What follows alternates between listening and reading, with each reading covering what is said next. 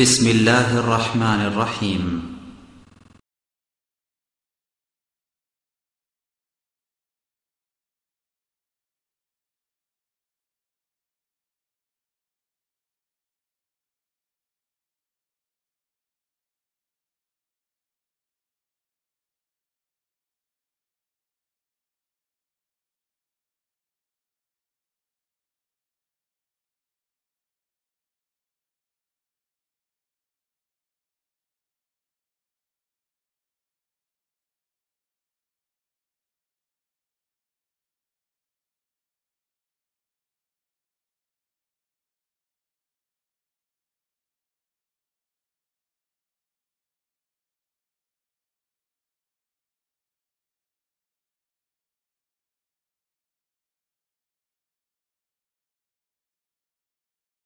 আসসালামু আলাইকুম ওয়া রাহমাতুল্লাহি ওয়া বারাকাতুহু।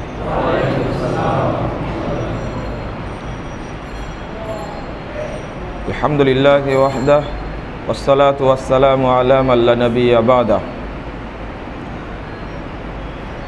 আউযু বিল্লাহি মিনাশ শাইতানির রাজীম।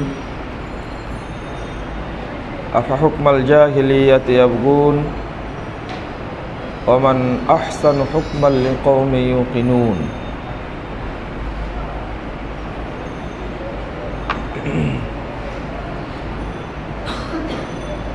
عن ابن عباس رضي الله عنه قال قال رسول الله صلى الله عليه وسلم أبغض الناس إلى الله ثلاثة ملحد في الحرم ومبتغ في الإسلام سنة الجاهلية ومطلب دم ليهلك دمه رواه البخاري।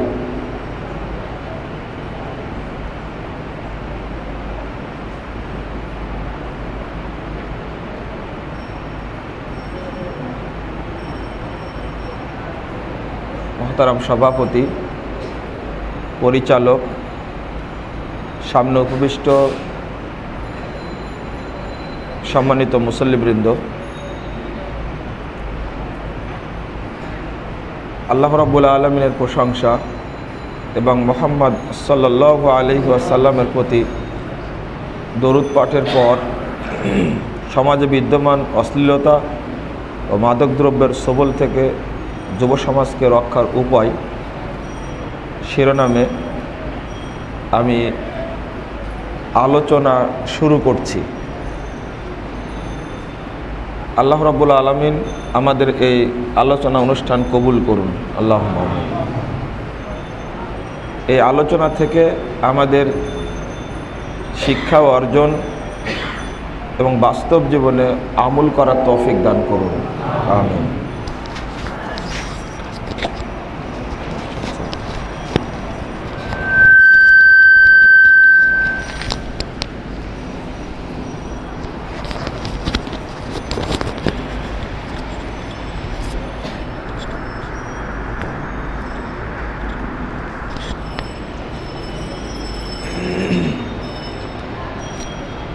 অশ্লীলতা এবং মাদকদ্রব্য দুইটাই জাহেলি সভ্যতা এবং জাহেলি সভ্যতার যতগুলো দিক রয়েছে তার মধ্যে এই দুইটি অন্যতম। মানুষ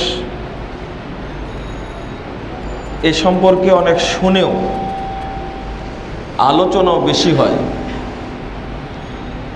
কিন্তু সমাজে এর কার্যকারিতা নাই। সমাজে এই আলোচনার কোনো মূল্যায়ন নাই। কেন এটা আমাদেরকেও ভাবতে অবাক লাগে। মাদকদ্রব্যের উপরে এত কড়া বক্তব্য শরীয়তে থাকার পরও কেন মানুষ মাদক থেকে বিরত থাকে না? অশ্লীলতা, বেহায়াপনা, উলঙ্গপনা, ন্যাংটামি এ সমস্ত বিষয়ের বিরুদ্ধে এত কঠিন এবং কঠোর বক্তব্য,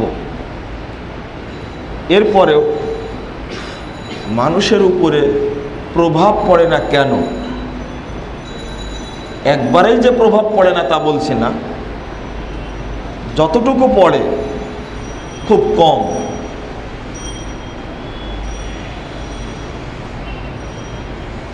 দুর্ভাগ্য হলো আমরা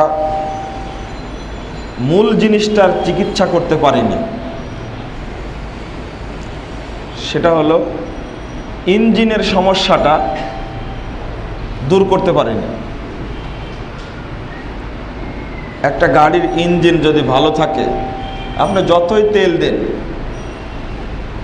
স্টার্ট নেবে না, চলবে না। সর্বাগ্রে দরকার ইঞ্জিনের চিকিৎসা করা, তারপর আপনি তেল দেন, কাজে লাগবে। ইঞ্জিনের সমস্যার কারণে, আমাদের ইমানি সমস্যার কারণে আজকের প্রেক্ষাপটটা এইরকম হয়ে গেছে।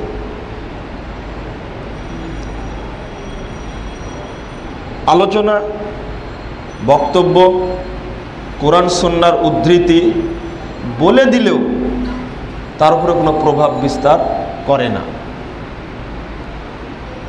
আমি আগে এই মৌলিক কারণটা বলবো, তারপরে অশ্লীলতা, মাদকতার মধ্যে আমি ঢুকব।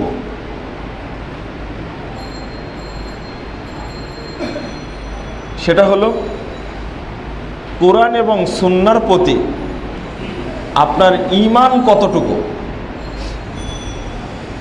কতটুকু ঈমান।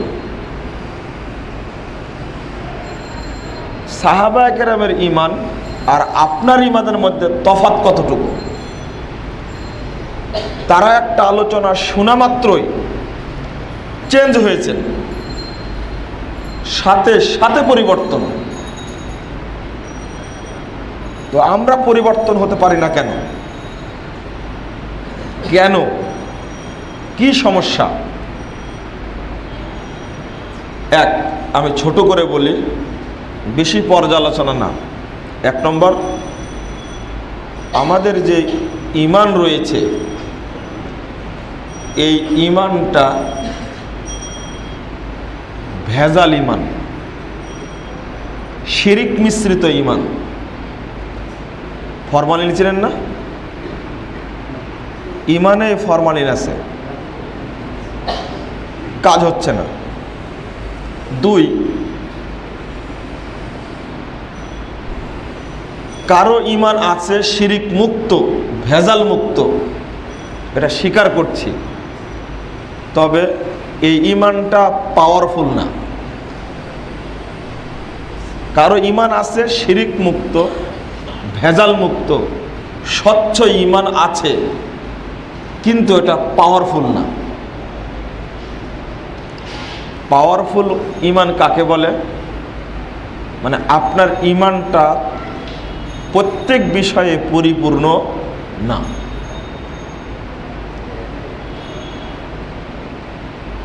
সহিহ বুখারীর 9 নম্বর হাদিস আর মুসলিমে 35 নম্বর হাদিসটা আপনারা লক্ষ্য করে দেখবেন।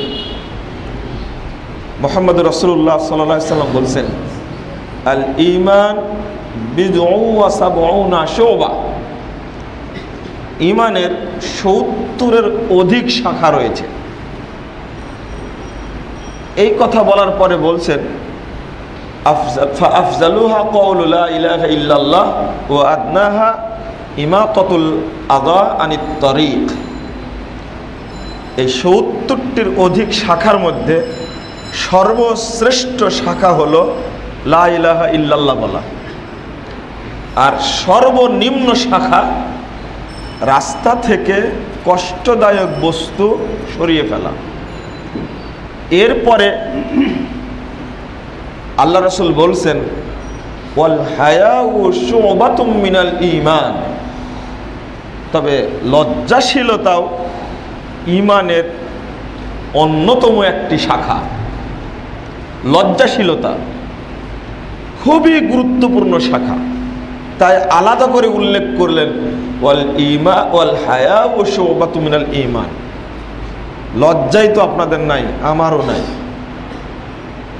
লজ্জার জিনিসটা যদি কারোর মধ্যে থাকে, এ মাদকদ্রব্য পান করতে পারবে না, বেহায়াপনাও করতে পারবে না, লজ্জা থাকলে। এখন যারা বিড়ি, সিগারেট, জর্দা, গুল, আলাপাতা এইগুলো খায়, আমার কাছে মনে হয় এরাই সবচেয়ে বেহায়া, এরাই লজ্জাহীন। একজন পরহেজগার ব্যক্তি, মুসল্লি, মুখে দাঁড়িয়ে আছে, কথা কম বলে, এরকম ভদ্র মানুষের সামনে ওই বেহায়া লোক বেড়ি টেনে ধোঁয়া তার মুখের দিকে যাচ্ছে, ওই লোকটার দিকে, এই হিতাহিত জ্ঞান ওর নাই। তো আমার এই প্রসঙ্গ আলোচনা না, হাদিসের একটা অংশ, ওয়াল হায়াউ শুবাতুম মিনাল ঈমান। লজ্জাশীলতা কি? 2009 নম্বর হাদিস, তিরমিজি খুলেন আপনি, মুহাম্মদ রাসূলুল্লাহ সাল্লাল্লাহু আলাইহি ওয়াসাল্লাম বলছেন, আল হায়াউ মিনাল ঈমান ওয়াল ঈমানু ফিল জান্নাহ। আসলে লজ্জাশীলতাই ঈমান, আর ঈমানই জান্নাতে যাওয়ার লক্ষণ।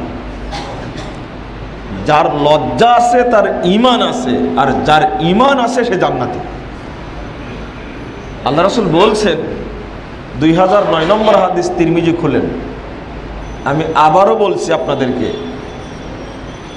আল হায়াউ মিনাল ঈমান, লজ্জাশীলতাই ঈমান, ওয়াল ঈমানু ফিল জান্নাহ, আর ঈমানই মানুষকে জান্নাতে নিয়ে যাবে। এটা মুহাম্মদ রাসূলুল্লাহ সাল্লাল্লাহু আলাইহি ওয়াসাল্লাম বলছেন। এটা আপনাদের বিশ্বাস হলো? আমি যেটা বললাম মনে হয় না, খুব একটা বিশ্বাস হলো মনে হলো না। আমি আরেকটু পরে বলবো। লজ্জা যার আছে তার ঈমান আছে, যার লজ্জা নাই তার ঈমান নাই। লজ্জা যার আছে তার ঈমান আছে, ঈমান যার আছে সে জান্নাতি মানুষ, সে জান্নাতি মানুষ।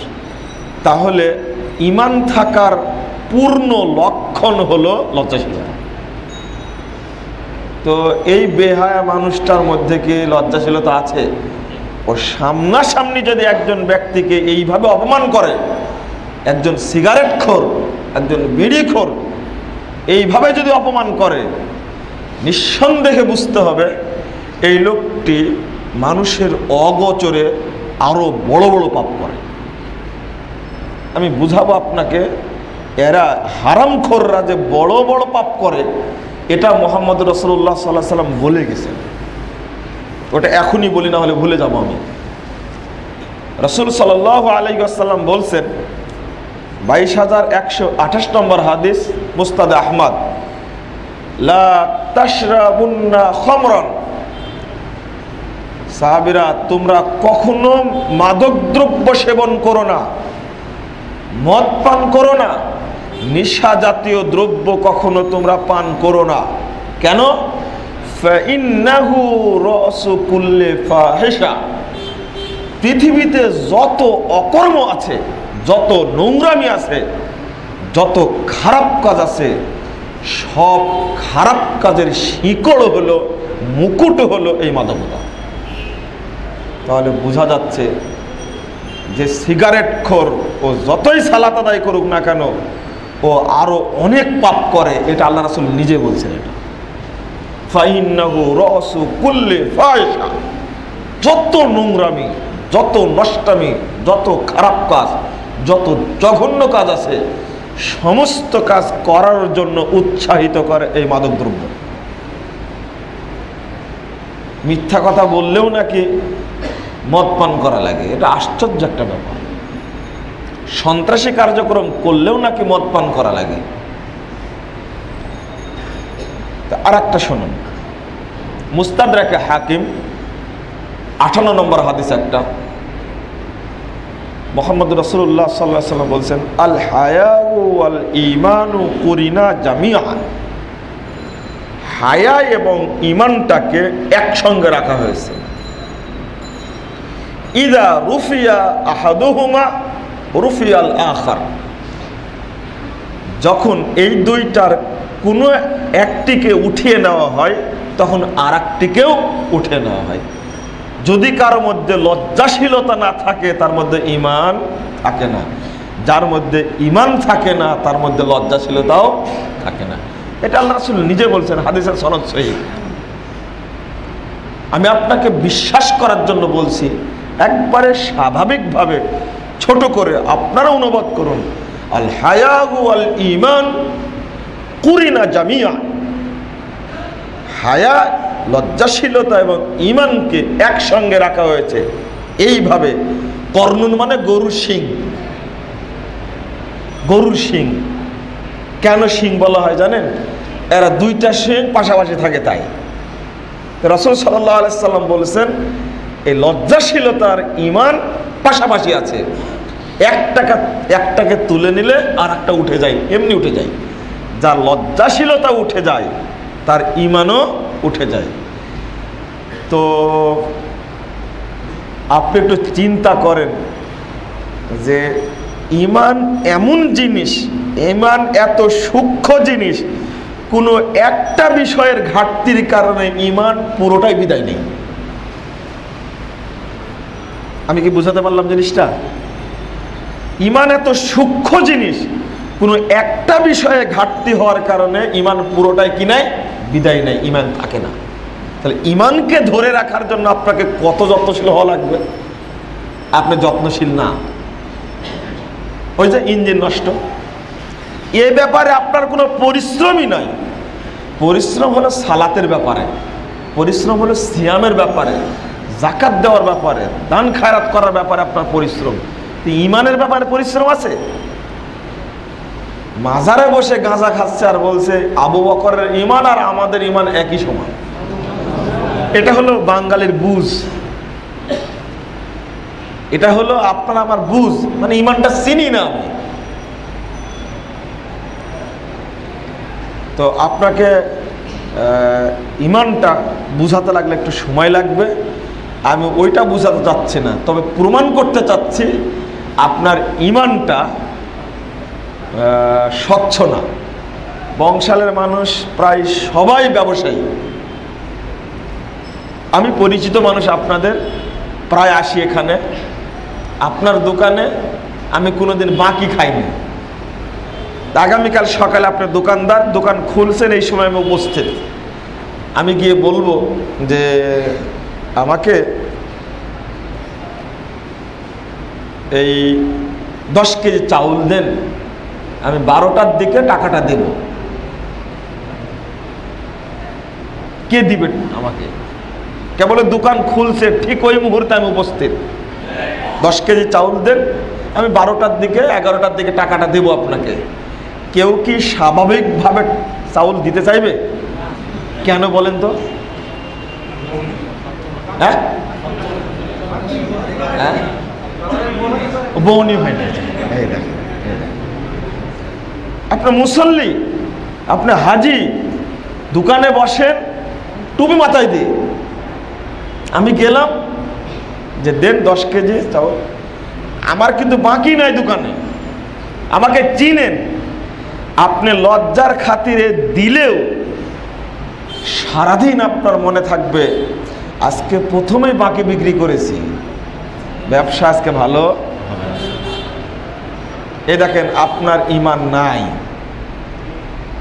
ব্যবসার লাভ লস ছেড়ে দিয়েছে বউনির উপরে, না কি বললেন আপনার সাইদের উপরে ছেড়ে দিয়েছে। ও মানে আল্লাহর প্রতি যদি এই যে বিশ্বাস আল্লাহর প্রতি আছে, কিন্তু যে সন্দেহ আছে, আর রুজির মালিক কাস্টমার হয়ে গেছে একবারে। কাস্টমার যদি নগদ প্রথমেই নিয়ে যায়, একজন রিক্সাওয়ালা প্রথম রিক্সা 10 টাকা ভাড়া মারার পরে টাকাটা যখন পেয়েছে তখন একবার মুখে চুমু খাচ্ছে আর একবার রিক্সার হ্যান্ডেলে স্পর্শ করছে, করে টাকাটা খুব আদরের সাথে দেখে পকেটে রাখছে। মানে এটা হলো বরকতের লক্ষণ। এটা রিক্সাওয়ালা মুসল্লি যদি শুনে যে আব্দুর রাজ্জাক বিন ইউসুফ সাহেব আজকে মালিটুলে খুতবা দেবেন, ও ভাড়া কম মারবে কিন্তু প্রথম কাতারে আসা বসার চেষ্টা করবে না, চলবে না। ইমানে এই ত্রুটি রয়েছে।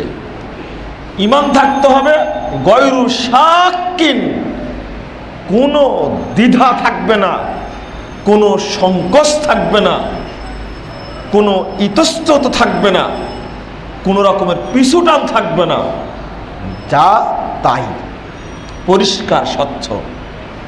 আপনি এবার বলেন এরকম কত বিষয় আছে আপনার ইমান দুর্বল, খুবই দুর্বল, খুবই দুর্বল।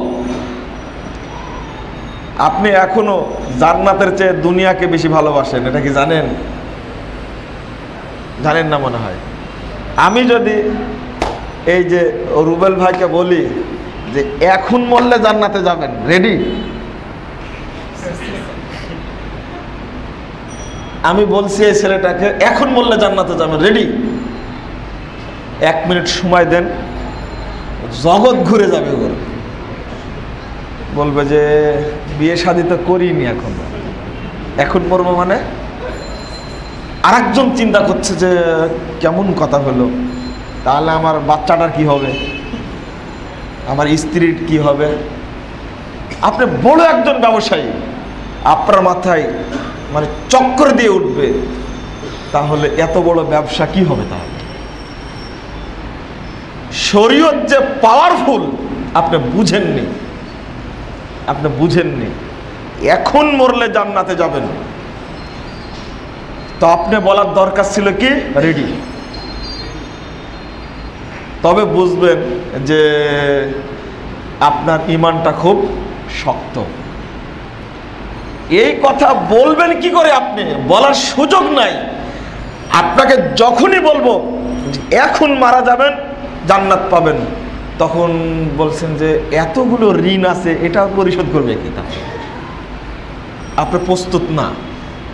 প্রস্তুত থাকলেও মনে মনে ভাববেন বছর 30 হওয়ার পরে পড়লে বলে ভালো হতে, এখনই মরার কথা কেমন হয়। কিন্তু না, বলেন তো সাহাবীদের কোনো ঘটনা আছে এরকম? জান্নাত বলা মাত্রই, জান্নাত পাবে এরকম বলা মাত্রই 1 সেকেন্ড দেরি করেছে এরকম সাহাবী কেউ আছেন না। বরং আপনাকে বলবো, আল্লাহ রাসূল সাল্লাল্লাহু আলাইহি ওয়াসাল্লাম যখন বললেন ইন্নী ওয়াজাদতু রায়হাতাল জান্নাহ মিন ওয়ারাই উহুদ, আমি উহুদ পাহাড়ের পাশ থেকে জান্নাতের সুগন্ধি পাচ্ছি, তখন মুসাব বিন উমাইরের ভাই তখন ইসলাম কবুল করেনি। তিনি বলছেন আল্লাহ রাসূল, আমি যদি এখন কালেমা শাহাদাত পড়ি তাহলে জান্নাতে যাব? তখন বলছেন যে অবশ্যই। খেজুর হাতে আছে, একটা চিবাচ্ছেন, হাতের গুলো ফেলে দিয়ে চিবাতেও দেরি হচ্ছে, ওইটাও মুখ থেকে বের করে দেওয়া, আশহাদু আল্লা ইলাহা ইল্লাল্লাহ ওয়া আশহাদু আন্না মুহাম্মাদান আবদুহু ওয়া রাসূলুহু বলেই যুদ্ধে নেমে গেছেন, গিয়েই মারা গেছেন, নেমেই মারা গেছেন। আল্লাহ রাসূল বলছেন দেখো দেখো লাম ইয়াসজুদ সাজদাতান ওয়াহিদা, এক সেজদাও করেনি, এক সেজদাও করেনি। তার আমল একেবারেই কম, নেকি অনেক বেশি হয়ে গেছে, জান্নাতে চলে গেছে। এই দেখেন শরীয়ত কত পাওয়ারফুল। তো ইমানটাকে আগে স্বচ্ছ করুন, ইঞ্জিনটা পরিষ্কার করুন, তাহলে কিছু ধরবে। ওইটা আগে প্রস্তুত করে নিলাম আপনাকে, আপনার বিশ্বাসটা কতটুকু। এক কথায় ইমানটা পাওয়ারফুল না। 2 নম্বর, ইমান আপনার আছে, পাওয়ারফুল তো বুঝালাম। মনে করেন আমি হাদিসটা বলছি, কোরআন আয়াতটা বলছি, আল্লাহ রাব্বুল আলামিন বলছেন সূরা মায়েদা 50 নম্বর আয়াত, আফা হুকমাল জাহিলিয়াতি ইয়াবগুন, এই লোকেরা কি জাহিলি যুগের দিকে ফিরে যেতে চাচ্ছে? ওমান আহসানু মিনাল্লাহ হুকমান লিকওমিন ইউকিনুন, মুমিনদের জন্য আল্লাহর কথার চেয়ে উত্তম বিধান আর কি হতে পারে? তাহলে আল্লাহর বিধানই উত্তম। তো আমরা তো জাহিলিয়াতের দিকে আগে ফিরে যেতে চাচ্ছি। মুহাম্মদ রাসূলুল্লাহ সাল্লাল্লাহু আলাইহি সাল্লাম বলছেন, এই হাদিসটা সহিহ বুখারীর মধ্যে আসছে 1016 পৃষ্ঠায়। আল্লাহ রাসূল বলছেন আবগাযুন নাসির আল্লাহি সালাসা, 3 শ্রেণীর মানুষের উপরে আল্লাহর পক্ষ থেকে গজব বর্ষণ করা হয়। তিন শ্রেণীর মানুষের উপরে আল্লাহর পক্ষ থেকে গজব বর্ষণ করা হয়। তার মধ্যে এক শ্রেণীর মানুষ হলো মুবতাগিন ফিল ইসলামের সুন্নাতাল জাহেলিয়া, যারা মুসলিম সমাজে জাহেলিয়াতের বিস্তার ঘটায়, তাদের উপরে আল্লাহ রাগান্বিত থাকেন, গজব বর্ষণ করেন। এই যে হাদিসটা শুনলেন আপনারা, জাহেলিয়াত মানে নগ্নতা, জাহেলিয়াত মানে মাদকতা, জাহেলিয়া মানে হারাম ভক্ষণ করা, সুদ জাহেলি প্রথা, মূর্তি পূজা জাহেলি প্রথা, জেনা ব্যভিচার জাহেলি প্রথা। আমি মূলনীতি বলছি, এক, যে ব্যক্তি জাহেলি যে কোনো কাজের সাথে জড়িত থাকবে তার উপরে আল্লাহর পক্ষ থেকে গজব বর্ষণ করা হয়। দুই, ৭২ পৃষ্ঠা সহিহ বুখারী প্রথম খণ্ডের আল্লাহ নবী বলছেন, মান দাআ বিদাওয়াল জাহেলিয়া ফাহুয়া মিন জুসা জাহান্নাম, যে ব্যক্তি ফালাইসা মিন্না, যে ব্যক্তি জাহেলিয়াতের সাথে জড়িত থাকবে, জাহেলিয়াতের দিকে মানুষকে আহ্বান করবে, এই ব্যক্তি আমার উম্মত নয়। তিন, আল্লাহ রাসূল সাল্লাল্লাহু আলাইহি সাল্লাম বলছেন, তিরমিজি 2863 নম্বর হাদিস, মান দাআ বিদাওয়াল জাহেলিয়া। এক নম্বর বললাম, মুহাম্মদ সাল্লাল্লাহু আলাইহি সাল্লাম বলছেন গজব বর্ষণ করা হয় আল্লাহর পক্ষ থেকে 24 ঘন্টা। দুই নম্বর বললেন যে জাহেলি কাজের সাথে জড়িত, এই ব্যক্তি রাসূলের উম্মত নয়। তিন, মান দাআ বিদাওয়াল জাহেলিয়া, যে ব্যক্তি জাহেলি কর্মকাণ্ডের সাথে জড়িত, ফাহুয়া মিন জুসা জাহান্নাম, এই ব্যক্তি জাহান্নামের দলভুক্ত হবে। ওয়াইন সামা, যদি ওই ব্যক্তি সিয়াম পালন করে, ওয়া সাল্লা, যদিও সালাত আদায় করে, ওয়া জামা আন্নাহু মুসলিম, যদিও নিজেকে পাক্কা মুসলিম মনে করে, তবুও কোথায় যাবে? জাহান্নামে যাবে। তাহলে জাহেলি কাজ কত খারাপ! স্টার জালসা যারা দেখে তাদের সালাত কবুল হয় না। যারা জি বাংলা দেখে, ইন্ডিয়ার যারা চ্যানেলগুলি দেখে, চা স্টুলে বসে নগ্ন বেহায়া পতিতালয়ের নোংরা মহিলাদের ছবি দেখে, নিঃসন্দেহে তাদের কোনো সালাত কবুল হয় না, তাদের সিয়াম কবুল হয় না। তারা মুসলিম বলে দাবি করলেও তারা জাহান্নামে যাবে, এটাই রাসূল বলতে চাচ্ছেন। আপনার বিশ্বাস আমি মুসল্লি, জান্নাতে তো যাবই, যে না, আপনার বিশ্বাস ভুল, সালাত পড়ে জান্নাতে যাবেন, এটা কে বলেছে?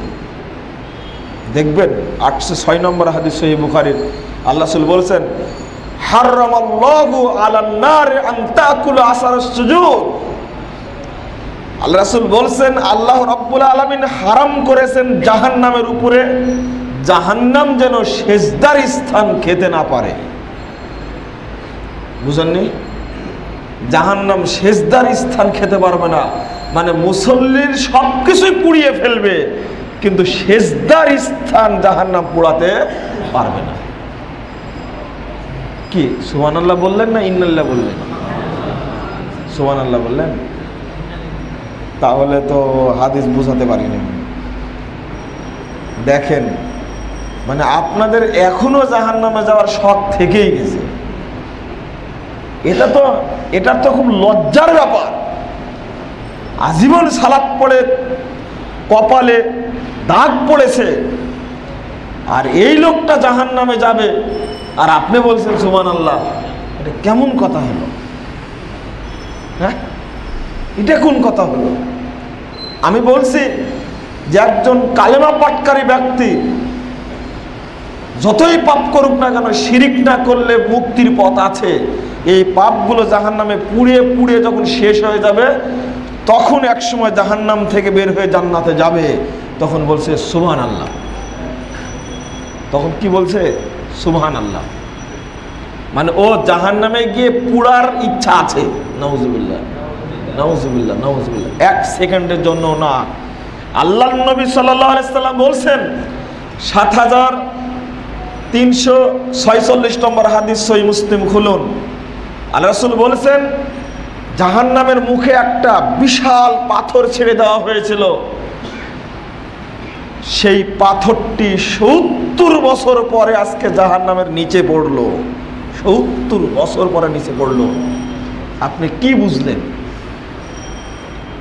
তো একটা পাথর যদি পড়তে জাহান্নামের সময় লাগবে 70 বছর, আপনি চিন্তা করেন তো 1 ঘন্টা যদি পাথরটা নিচে নামে তাহলে কত কিলোমিটার নিচে নামবে? এটা 24 ঘন্টা যদি নিচে নামতে থাকে পাথরটি তাহলে কত কিলোমিটার নিচে নামবে?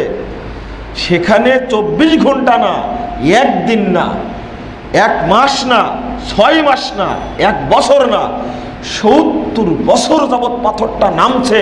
নামতে নামতে নামতে নামতে 70 বছর পরে জাহান্নাম নিচে পড়েছে, শব্দ হয়েছে দুনিয়াতে। তাহলে জাহান্নাম কত গভীর, কত গভীর আপনার তো চিন্তাই নাই, ওই ভাবনাটাই নাই। আল্লাহ রাসূল বলছেন, যে ব্যক্তি জাহেলিয়াতের সাথে জড়িত থাকবে, ও সালাত পড়ুক, সিয়াম পালন করুক, বা নিজে মুসলিম বলে দাবি করুক, তবুও কোথায় যাবে? জাহান্নামে যাবে। কেন? নগ্নতার সাথে জড়িত। তাই যে ইউটিউবের ন্যাংটা নগ্ন মহিলার ছবি সারাদিন দেখে, ওর নামাজ পড়ে কোনো লাভ নাই, তাহাজ্জুদ পড়ে কোনো লাভ নাই। যে ফেসবুক নিয়ে সারাদিন পড়ে থাকে, আপনারা বলেন যে উপকার হয়, আমিও বলছি উপকার হয়, তবে 5%, 95% ফেসবুক ইউটিউবের মাধ্যমে মানুষ নোংরা হচ্ছে। নারী পুরুষ সব বেহায়াপনার মধ্যে ভর্তি। আপনাকে কি বলে বুঝাবো? এখন আসুন, মাদক পান করলে কি হবে সেটা আপনিও জানেন, বেহায়াপনার সাথে জড়িত থাকলে কি হবে সেটা আপনিও জানেন। জানাটাই আপনার ভুল আছে, ওই ভুলটা সংশোধন করে দিই। এই যে তিরমিজির হাদিসটা শুনলেন, আপনি তিরমিজির হাদিসটা শুনলেন, এটা কি বিশ্বাস করলেন? আসলে এটা রাসূলের কথা, বিশ্বাস হলো? হ্যাঁ, বিশ্বাস আছে, এতে কোনো সন্দেহ নেই। আমার দ্বিতীয় প্রশ্ন, এই বিশ্বাসটা আপনার কত পার্সেন্ট? না, এটা মেনে নেওয়া যাবে না অত সহজ। 100% বিশ্বাস অবশ্যই না, অবশ্যই না। যদি 100% বিশ্বাস হয় আপনার, এখন বসে বিশ্বাস না কমা পর্যন্ত আর আপনি ন্যাংটা মহিলার ছবির সামনে যাবেন না। পহেলা বৈশাখের এই নগ্ন অনুষ্ঠানে আপনি যাবেন না। 14ই ফেব্রুয়ারির বেশ্যা দিবস পালন করতে আপনি যাবেন না কখনোই। যদি আপনার ঈমান 100% হয়, 100% হয়, আমি চ্যালেঞ্জ করছি, আজকে যদি ঈমান আপনার 100% হয় এই হাদিসের প্রতি যদি হয়, আর জীবনে কোনো নগ্ন মহিলার দিকে এইভাবে ঘুরে আবার তাকাবেন না, কোনো দিনই না। আপনি যাচ্ছিলেন, একটা সুন্দরী মেয়েটা হেঁটে আসছে, দেখতে পাচ্ছেন না, খুব চেষ্টা করছেন, দেখি তো কেমন, দেখি তো কেমন, এই দেখেন, এটা আপনি করবেন না। আর যদি ঈমানটা 100% হয়, আপনি জাহেলিয়াতের মধ্যে নিমজ্জিত, নগ্নতার মধ্যে নিমজ্জিত, ঈমান 100% হলে আপনি এই হাদিসটা যদি আপনার প্রতি 100% বিশ্বাস জন্মাতে পারে, তাহলে আর কোনোদিন এই কাজটা করবেন না। তবে একদিন শয়তানের বাকচক্করে পড়ে আপনি কখনো পদস্খলিত হতে পারেন, তবে একটু পরে ঈমানটা আবার ওই পর্যন্ত পৌঁছে যাবে, তখন আপনি তওবা করবেন। এটা শয়তানটা লেগে আছে পিছনে, হতে পারে না? এমনটা হতে পারে। তা আপনার বিশ্বাসটাই 100% নাই। 100% থাকলে যদি বারবার মনে করেন, ওহো তাহলে সালাদটা কবুল হবে না, এটা রাসূল বলেছেন, সিয়ামটা তো কবুল হবে না, তো রাসূল বলেছেন, রাসূল তো বলেছেন আমাকে জাহান্নামে যেতে হবে, অতএব এই দিকে তাকানো যাবে না, এই দিকে লক্ষ্য করা যাবে না। ক্রিকেট খেলা দেখতে গিয়ে কত নগ্ন মানুষের ছবি না দেখেন আপনারা। দেখুন, পিস টিভিতে আলোচনা চলছে আর ইন্ডিয়ার খেলা চলছে। আমি খেলাটার নাম হলো কি যেন, আইপিএল নাকি বিপিএল নাকি যেন, বিপিএল তো বাংলাদেশে, আইপিএল খেলা। তো দেখছি আমি আলোচনা করে বেরিয়ে আসছে, আমরা কয়েকজন একসঙ্গে আছি, বিশাল পর্দা। তো আমার তখন যেটা চোখে পড়লো, কেন যেন হঠাৎ করে এটা কি ওখানকার ছবি না বাহিরের ছবি না অ্যাড, এটা আমার জানা নাই। তো তাকাতেই দেখছি একেবারেই ন্যাংটা কয়েকজন মহিলা মঞ্চের উপর নাচছে। এটা কি? এটা আপনার চোখে পড়ে না? আপনার চোখে পড়েছে তো?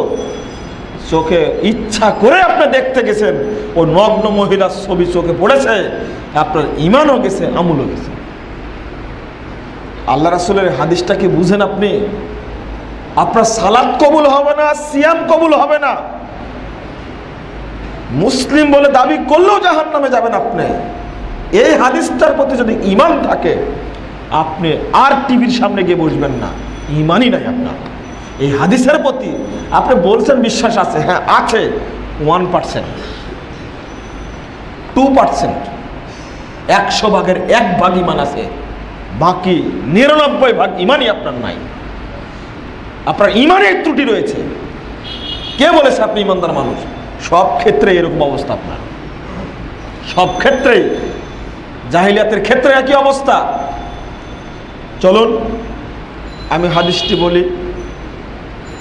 আল্লাহ রাব্বুল আলামিন বলছেন 33 নম্বর আয়াত সূরা আরাফ, কুল ইন্নামা হাররামা রাব্বিয়াল ফাওয়াহিশা মা যাহারা মিনহা ওয়া মা বাতান। আল্লাহ বলছেন যে আপনি বলুন, মুহাম্মদ সাল্লাল্লাহু আলাইহি ওয়াসাল্লাম, আপনি বলুন ইন্নামা হাররামা রাব্বিয়াল ফাওয়াহিশা মা যাহারা মিনহা ওয়া মা বাতান। মূলত আমার রব প্রকাশ্য অশ্লীলতা এবং গোপন অশ্লীলতাকে হারাম করেছেন। প্রকাশ্য অশ্লীলতা, গোপন অশ্লীলতাকে আল্লাহ হারাম করেছেন। এটা আপনি শুনছেন, এটা হারাম, এটা শুনলেন, এটা হারাম।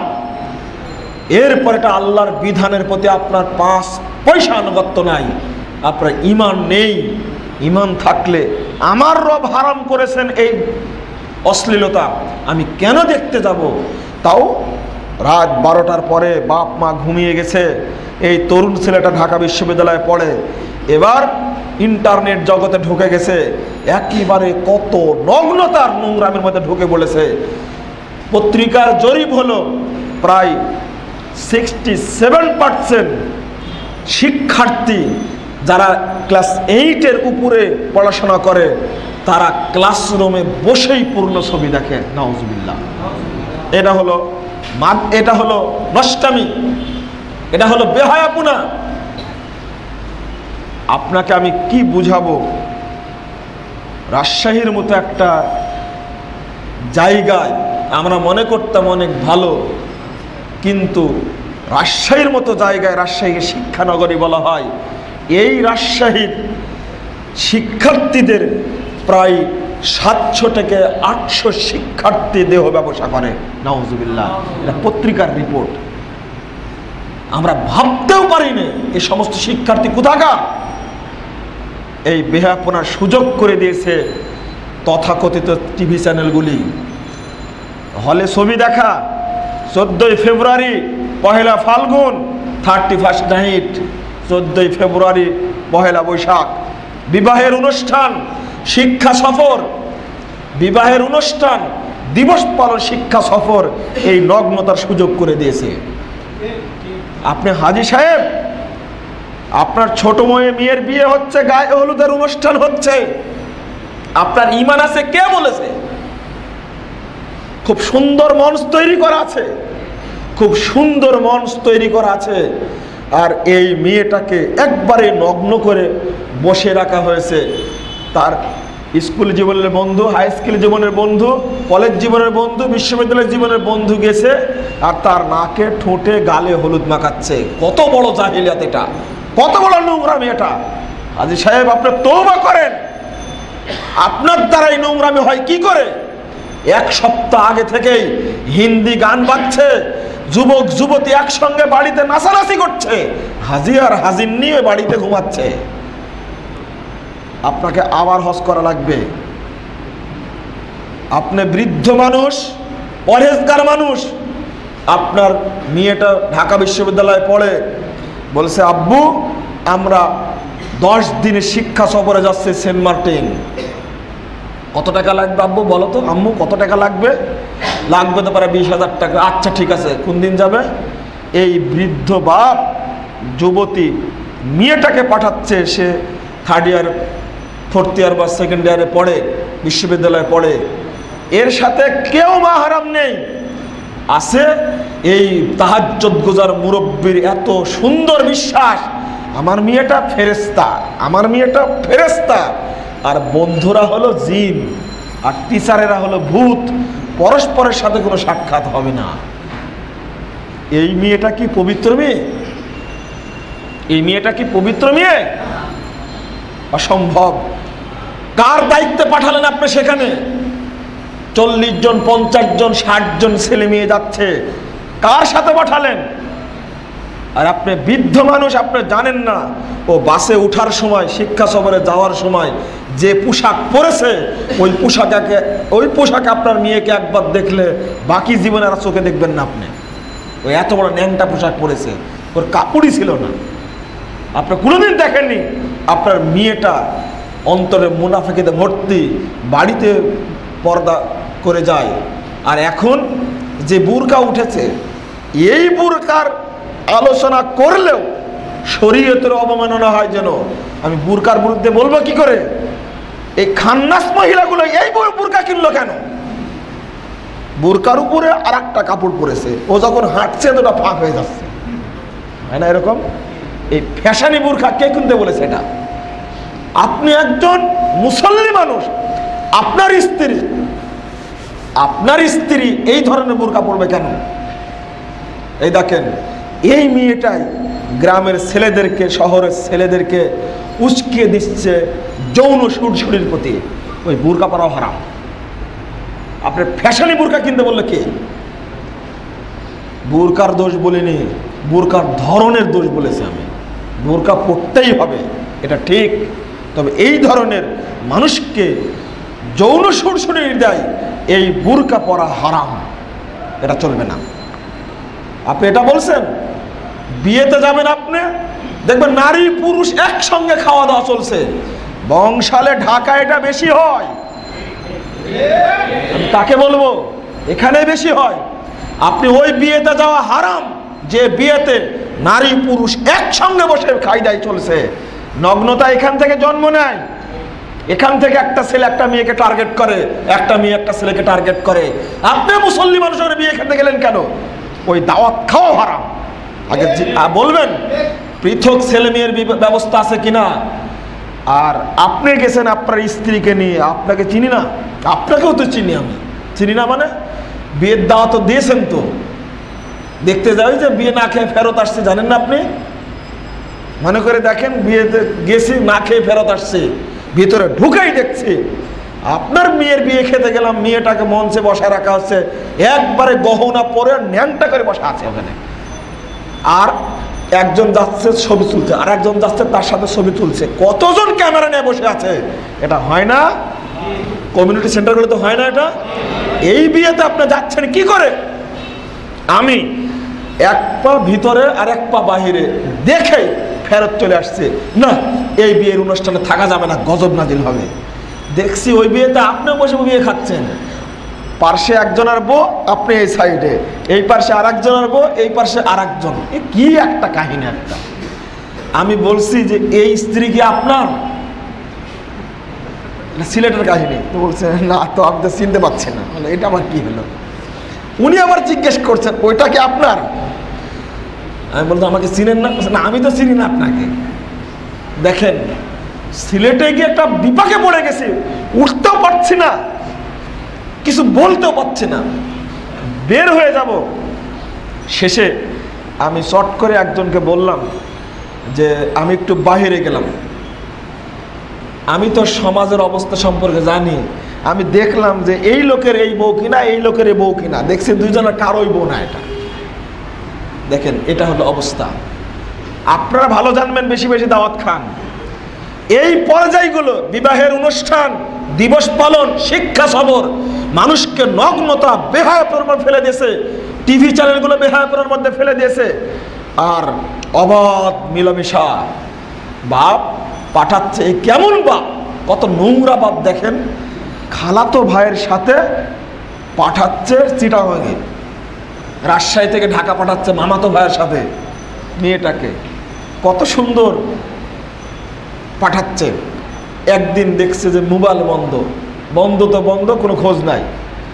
1 মাস পরে ফোন দিচ্ছে, যাব্বু আমরা তো চিটাগঙ্গে আসছি। কেন, তুই এতদিন কোথায় গেছিলি? আমি আর ভাইয়া বিয়ে করে ফেলেছি। তখন বলছে, বেয়াদব, তুই আমার সন্তান না, তুই আমার কুসন্তান, তোকে আমি ত্যায্যপুত্র করলে আমি তো রাখবো না, তুই আমার সন্তান না, তুই আমার মেয়ে না, ইত্যাদি। এখন বাপ সেজেছে, এখন বাপ সেজেছে। খুব কুলাঙ্গার, ইতরের বাচ্চা, ইতরে। ও কি করে তার মেয়েটাকে এতদিন যাবৎ খালাতো ভাইয়ের সাথে পাঠিয়েছে, মামাতো ভাইয়ের সাথে পাঠিয়েছে।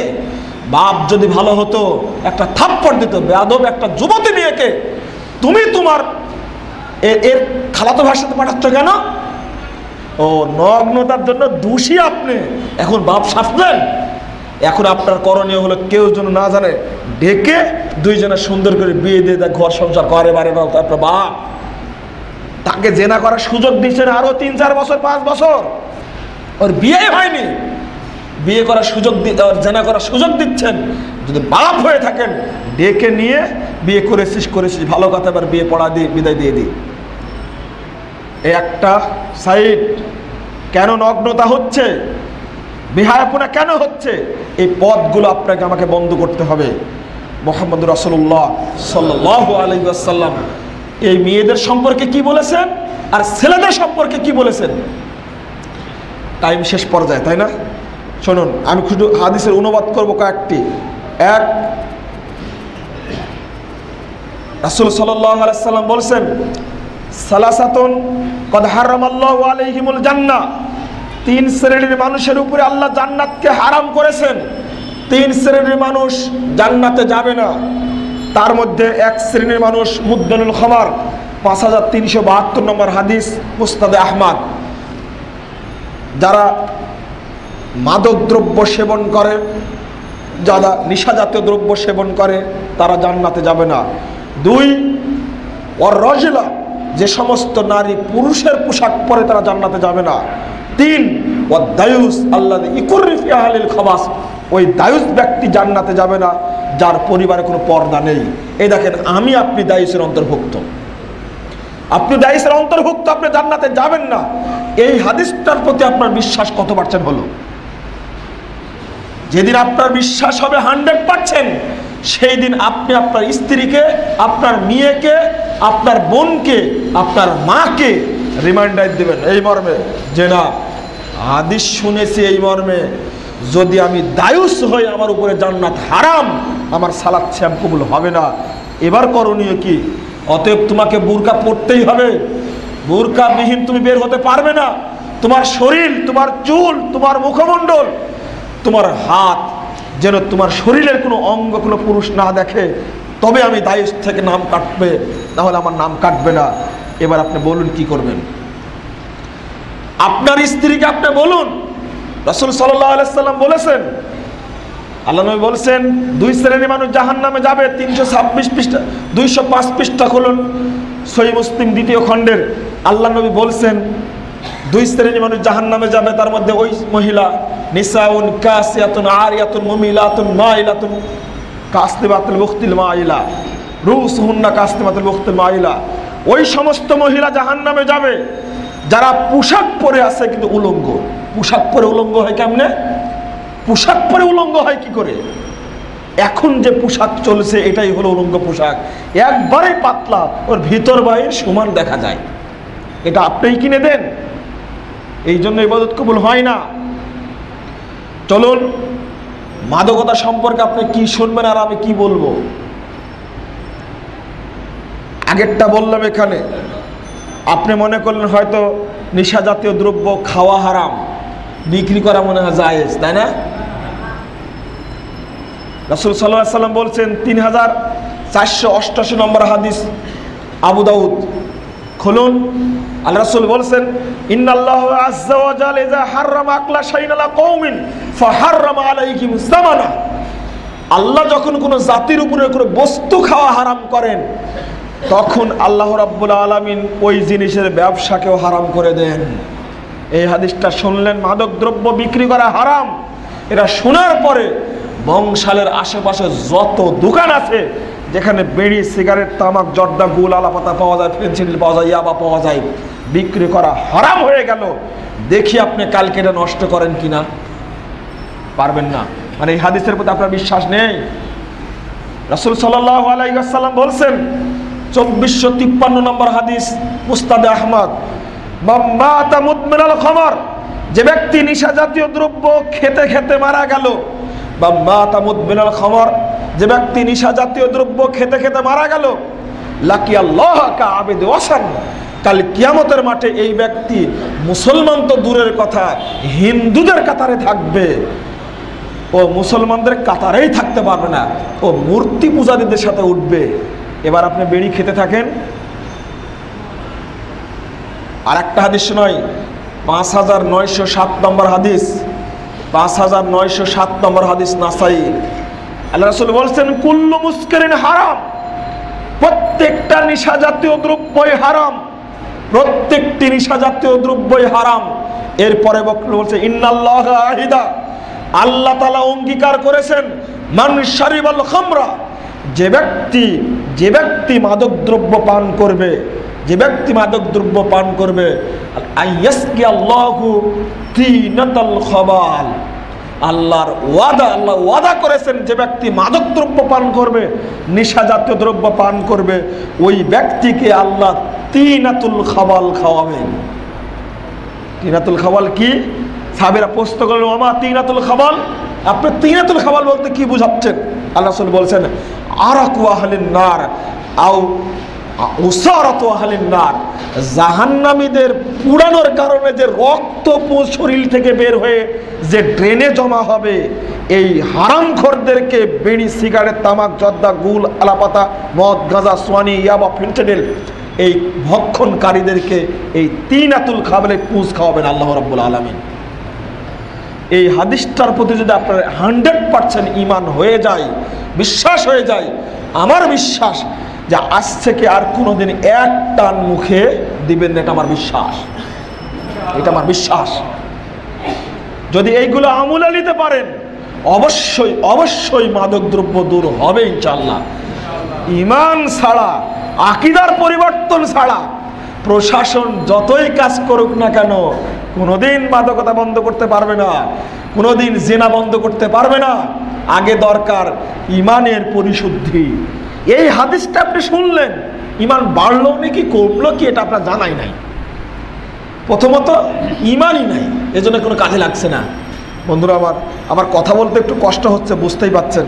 গতকালকে বক্তব্যের সময় হঠাৎ করে কণ্ঠটা ভেঙে গেছে, শরীরে খুব জ্বর, এই জন্য মনে হয় ভিতরে খুব সর্দির কারণে কথা বলতে খুব কষ্ট হচ্ছে। কিন্তু এলোমেলো করে কিছু কথা আপনাদের জন্য বললাম। আপনারা এই বেহায়াপনা থেকে, নগ্নতা থেকে দূরে থাকার চেষ্টা করুন। আর একটা হাদিস আপনাদেরকে বলবো, 4020 নম্বর হাদিস। আল্লাহ নবী বলছেন, লা ইয়াশরাবুন্না নাসুম মিন উম্মাতিল খামরা, আমার উম্মতের এক শ্রেণীর মানুষ মাদক দ্রব্য পান করবে, ওয়া ইয়াসুম্মুনা বিগাইরি ইসমিহা, মাদকের নাম ছাড়াই অন্য নাম দিবে, মাদকের নাম ছাড়াই অন্য নাম দিবে। এই জন্যই তো মুরব্বী বলে জর্দা যে হারাম, তার দলিল কি? এ জর্দা নাকি কোরআনে থাকা লাগবে, হাদিসে থাকা লাগবে। গুল নাকি কোরআনে থাকা লাগবে, গুল শব্দই থাকা লাগবে।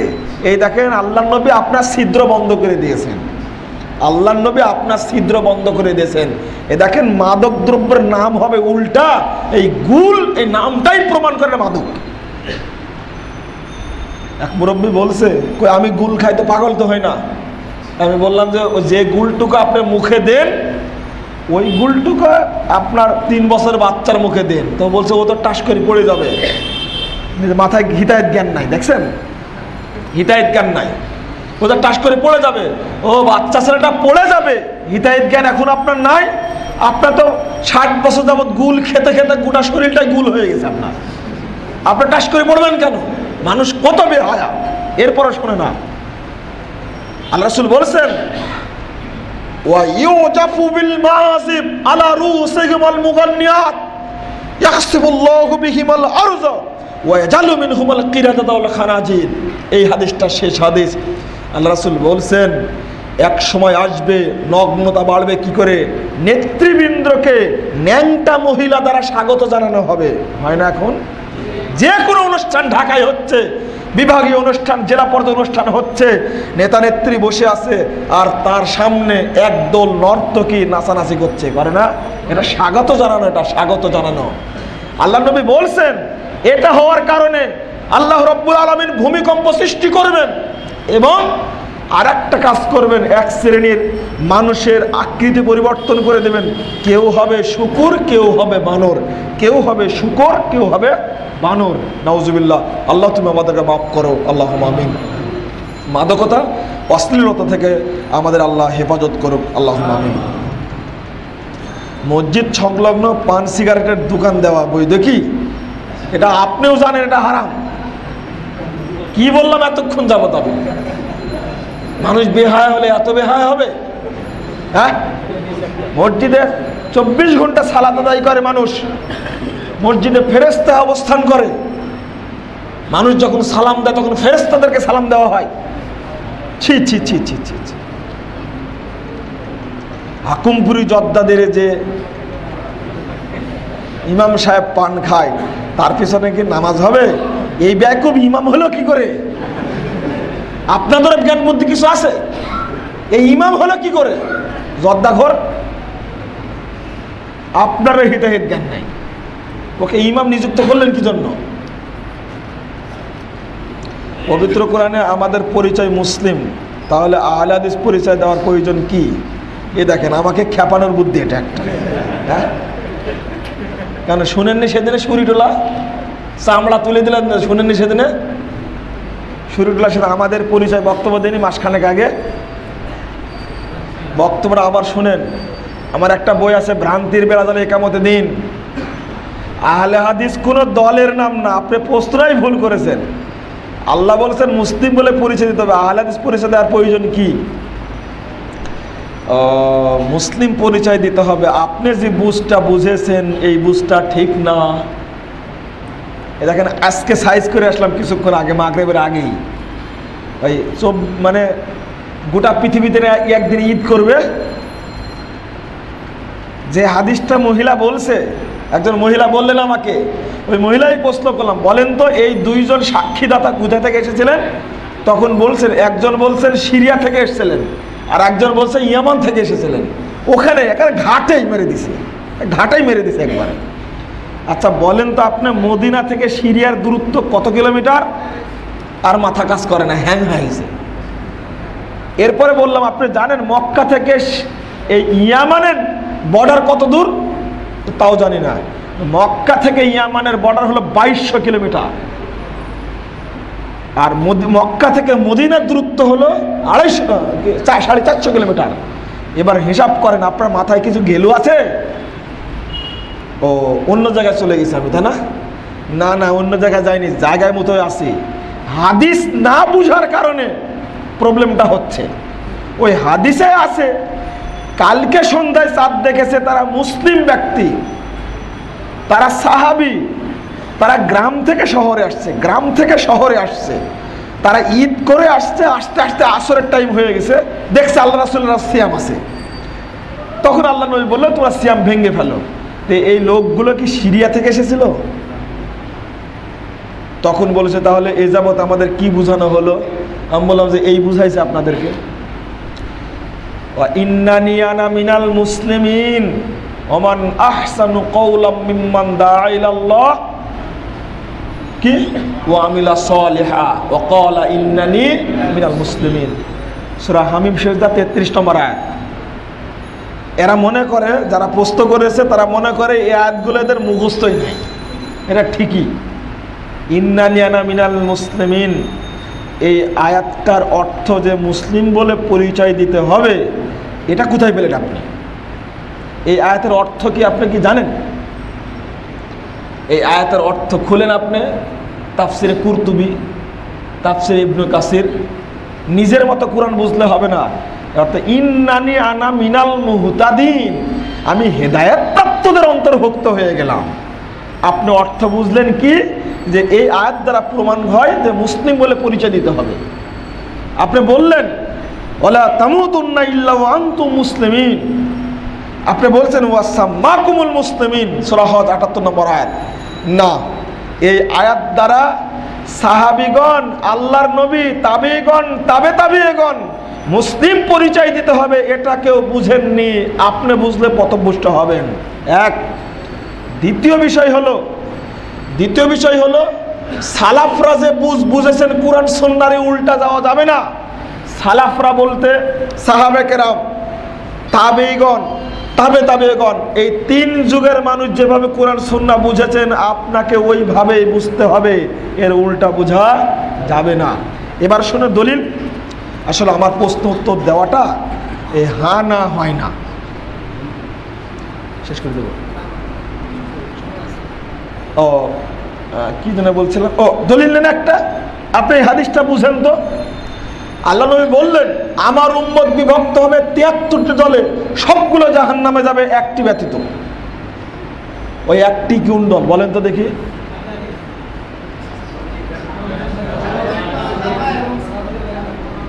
আল্লাহ নবী উত্তর দিচ্ছেন এক হাদিসে, তিরমিজির 92-93 পৃষ্ঠায় আসছে, ওয়াহি মা আনা আলাইহি ওয়া সাহাবী, আমি এবং আমার সাহাবীরা যার উপরে আছি আজকে, তার উপরে যারা থাকবে তারা জান্নাতি।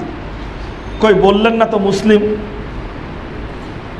আর এক হাদিস আসছে আবু দাউদের 631 পৃষ্ঠায়, ওয়াহিয়াল জামাআহ, সেটা হলো হকের উপরে প্রতিষ্ঠিত ঐক্যবদ্ধ একটা জামাত। কই এখানে তো বললেন না এরা মুসলিম? আরে মুসলিম তো জাতিগত সবাই মুসলিম, কিন্তু আকীদাগত পার্থক্য হয়ে গেছে। সেটা হলো সালাফি আকীদা, মানে সাহাবা কেরাম, তাবেঈন ইজম, তাবেঈন, এই 3 যুগের আকীদা যেটা, সেই আকীদাকে বলা হয় সালাফি আকীদা। আচ্ছা, সালাফি এই দলের প্রতিষ্ঠাতা কে? কে বলতে পারবেন? আহলে হাদিস। এই আহলে হাদিস জমিয়ত না, আন্দোলন না, তাবলিগে ইসলামও না, আহলে হাদিস। এই দলের প্রতিষ্ঠাতা কে? ওই দেখেন মুরব্বী খুব গরম, যে হযরত মুহাম্মদ সাল্লাল্লাহু আলাইহি ওয়াসাল্লাম তাই বলছেন। আপনি আগে সোজা বুঝটা বুঝেন। আমি জানতে চাচ্ছি প্রতিষ্ঠাতা কে।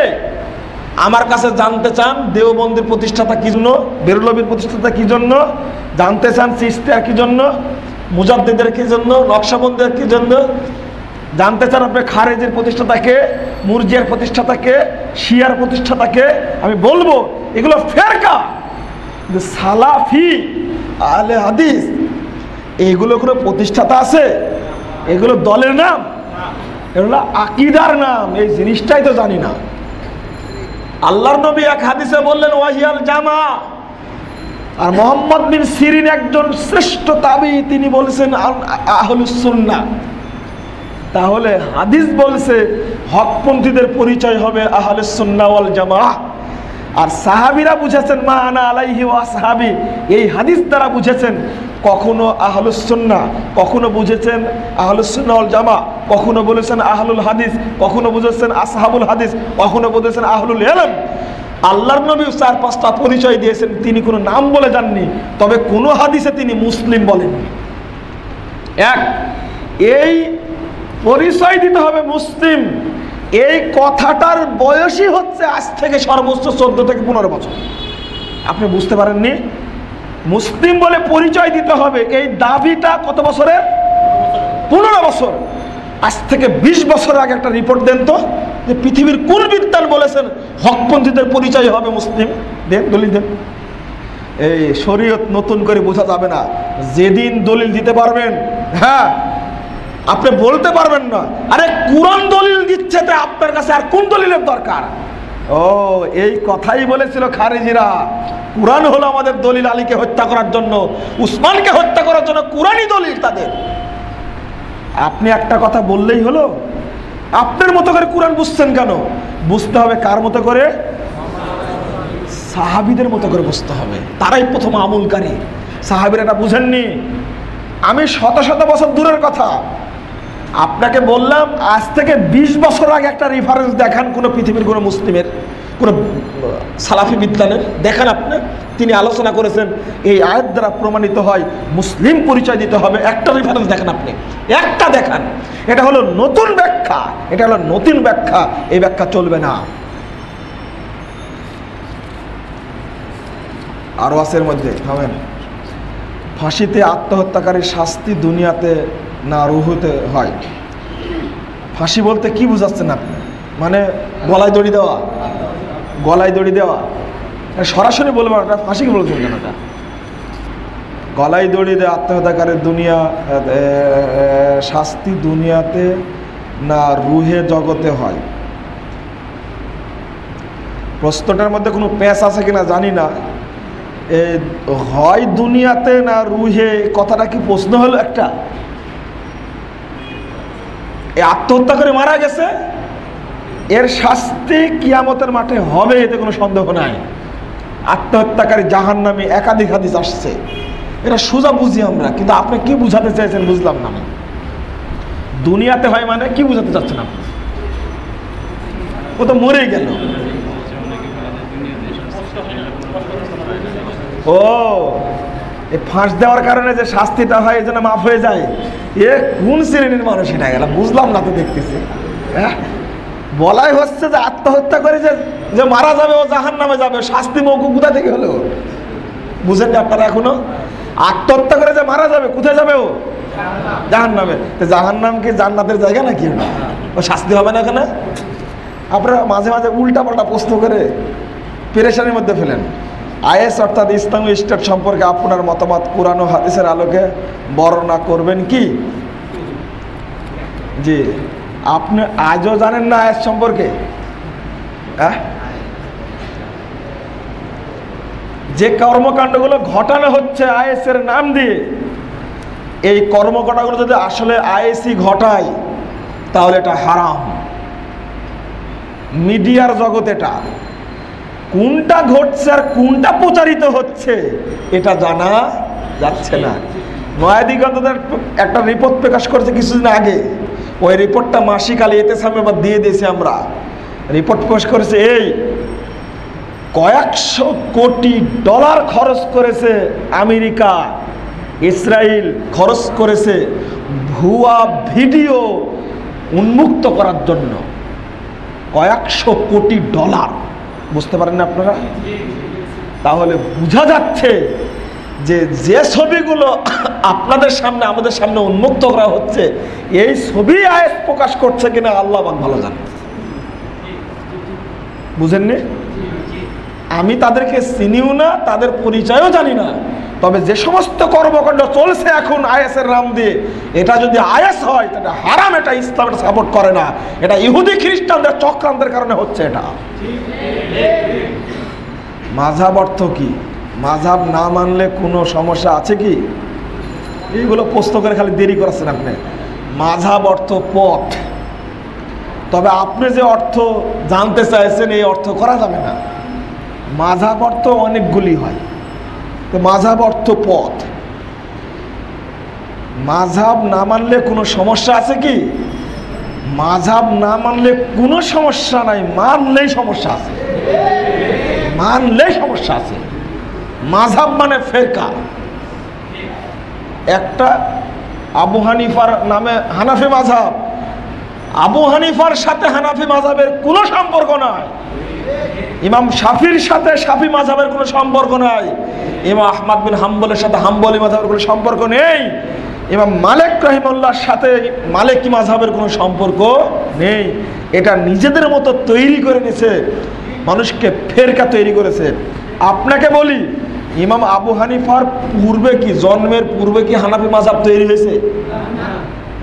ইমাম মালিকের জন্মের পূর্বে কি মালিকি মাযহাব তৈরি হয়েছে? ইমাম আবু হানিফার জন্ম হয়েছে 80 হিজরিতে। ইতিপূর্বে মুসলিমরা বসবাস করেনি, বরং তারাই শ্রেষ্ঠ মানুষ ছিলেন। তারা যেভাবে জীবন যাপন করেছেন আমরা ওইভাবে করলে আপনার আপত্তি আছে? তাহলে আমাকে হানাফি পরিচয় দিতে হবে কেন? আমাকে দেওবন্দি পরিচয় দিতে হবে কেন? আমাকে বেরলভী পরিচয় দিতে হবে কেন? এক শ্রেণী আর এক শ্রেণীর কাফের বলে, থামেন একটু সাইজ করে নি এখানে। সেটা হলো এই, আজকেও মাজারপন্থী, কবরপন্থী, বেদাতপন্থীদের মতো আহলে হাদিসদের স্বভাব হয়ে গেছে ফেরকাবাজি করা। কেন ফেরকাবাজি? এক টেবিলে বসে একটা মাস পিস টিভিতে ডাইসে বসে আলোচনা করতে পারে মুজাফফর বিন মুহসিন, শহীদুল্লাহ খান মাদানী, ডক্টর মুস্তাফিজুর, ডক্টর আহমদুল্লাহ 30 সালে, আর বাংলাদেশে আসলে অশুদ্ধ হয়ে যায়। এটা কি হারাম? দুর্বলতা কোথায়? আমার কথা কড়া হতে পারে, আমি বয়সে অল্প, কথা কড়া হলেও আপনারা কড়া ভাবে নেবেন না, কথা বাস্তব বলেছি। টানা টানা 1টি মাস দুবাইয়ে থাকলাম, এক রুমে থাকলাম। শহীদুল্লাহ খান মাদানী সাহেবের সাথে কত ভ্রাতৃত্ব, তিনি যে কত ভালোবাসে না আমাকে, আর আমি যে কত ভালোবাসি আমি বুঝাতে পারবো না, তবে তারটা বোঝানো যাবে। কিভাবে বোঝানো যাবে? আমি একদিন অসুস্থ হয়ে পড়েছি। শহীদুল্লাহ খান মাদানী সাহেব তাড়াতাড়ি পরিচালককে বলে ওষুধের ব্যবস্থা করলেন। তিনি সবাইকে বলেছেন মুজাফফরের জন্য দোয়া করেন, মুজাফফর অসুস্থ। সব আলোচক আমার রুমে এসে আমাকে দেখে যাচ্ছে, হালকা অসুস্থ। এরপরে তিনি আমাকে সেবা শুশ্রূষা করলেন। তিনি আমাকে রাত 3টার দিকে ওষুধ খুলে খাওয়ালেন, ওষুধ আমাকে। এত ভ্রাতৃত্ববোধ। আমি যখন জেলখানায় গেলাম তখন তিনি খোঁজ খবর নিয়েছেন। জেলখানা থেকে যখন বের হয়েছে অনেকেই খোঁজ নিয়েছে, তবে সর্বাগ্রে খোঁজ নিয়েছে শহীদুল্লাহ খান মাদানী। আমি বুঝাতে পারি তিনি আমাকে ভালোবাসেন। ও, আপনাকে শয়তান ফু দেয়, এক টেবিলে বসলেই বলেন যে এই দেখো শহীদুল্লাহ খান মাদানী আন্দোলন হয়ে গেছে, আর আমার চেহারা দেখে বলছে যে মুজাফফর বিন মুহসিন জমিয়ত হয়ে গেছে। এ দেখেন, এটা খাটাসিব না, এত পিস টিভিতে দেখো না। এই মূর্খ লোকের প্রচারণার কারণে সমাজে বাধা সৃষ্টি হয়েছে। কেন থাকবে বাধা? বাধা ভেঙ্গে তৌসির করে দিন। তিনিও সালাফি আকীদার, আমিও সালাফি আকীদার, এক টেবিলে আলোচনা করবে, কে বাধা দিবে? তারা। আমিও খুতবা দেব, তিনিও খুতবা দেবে একই মসজিদে, আপত্তি আছে? আপনার আশ্চর্য হচ্ছে। আমি আরো কথা বলি, সেটা হলো এই যে হানাফি, শাফি, মালিকি, হাম্বলি, এই 4টা মাযহাবকে সালাফরা বাতিল ফেরকার অন্তর্ভুক্ত করেনি। আর একজন আহলে হাদিস আলাদা আহলে হাদিসকে বাতিল ফেরকার অন্তর্ভুক্ত করছে। এরা কত বড় বোকা! এরা নেতৃত্বের আমিত্ব, অহংকার আর নিজস্ব গোলামির কারণে আহলে হাদিস সমাজকে বিভক্ত করে শেষ করে দেওয়া হচ্ছে। আমরা মনে করি আমরা আলহামদুলিল্লাহ এখন আন্তরিক, নতুন প্রজন্ম আন্তরিক, বেশি দিন থাকবে না ইনশাআল্লাহ, আমরা একাকার হয়ে যাবো ইনশাআল্লাহ। জাযাকুমুল্লাহ খায়রান। আপনারা কষ্ট পেলেও আমাকে কষ্টও দিলেন। আমার মা 5 ওয়াক্ত নামাজ পড়ে, ও রমাদান মাসে সিয়াম পালন করে, নফল ইবাদত করে, বলেন না? তারপরে বলেন মহিলাদের তাবলিগে যায়। মায়ের বয়স 70-এর কাছাকাছি। আমার মা একজনের কাছ থেকে একটা তাসবিহ এনেছে ছেলের রোগের কথা শুনে। এখন আমি তাসবিহ না তাবিজ ব্যবহার করিতে পারিব? দেখেন, এই কথাটা বললেই তো হতো। তাবিজ ব্যবহার করা শিরক না। প্রশ্ন আপনারা করেন মাঝে মাঝে, আপনাদের একটু সাইজ করার দরকার, প্রশ্ন একটু গুছিয়ে করবেন।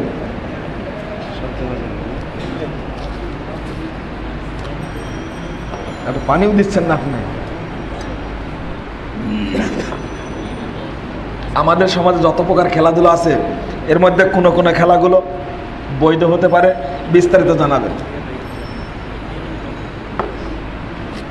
খেলা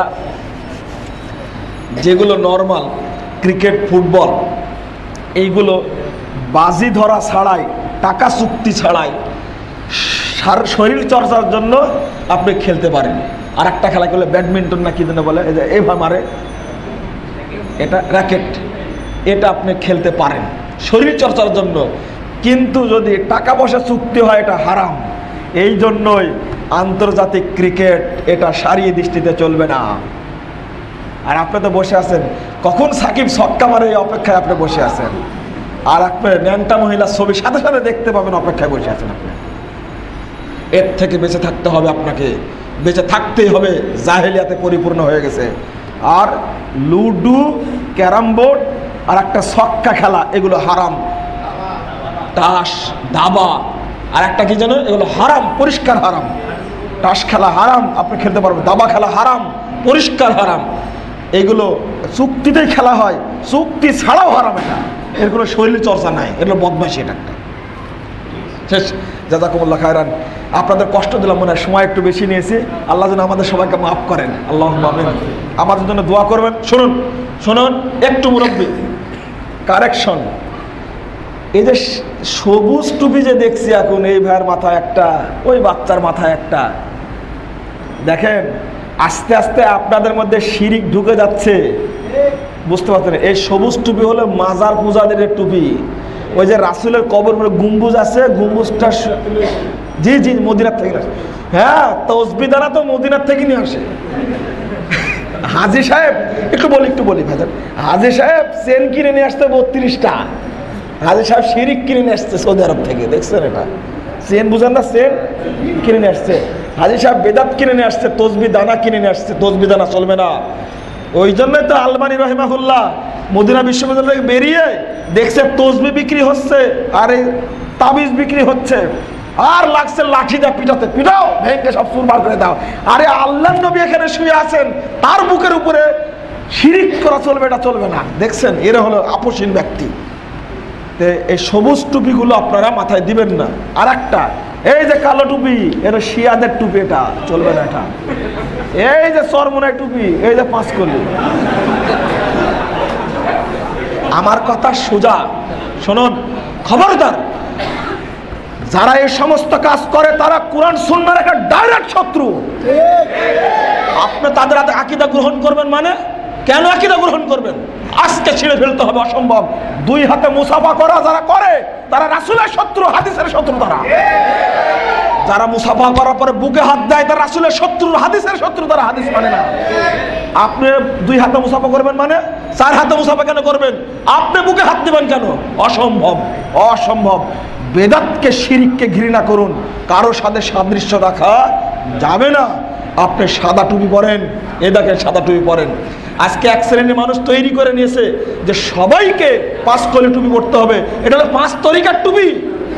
4 তরিকার একটা চিস্তিয়া সাবেরিয়ার তরিকা। 5 তরিকা হলো, আপনাকে বুঝাচ্ছে, ঘটি বুঝ দিচ্ছে ইসলামের রুকুন 5টা, তাই পড়ি। এটা হলো প্রতারণা একটা। আল্লাহ তুমি আমাদেরকে বাঁচাও, আল্লাহুম্মা আমিন। আমি আরেকদিন শিরিক সম্পর্কে বলবো যদি আসার সুযোগ হয়। জাযাকুমুল্লাহ খায়রান।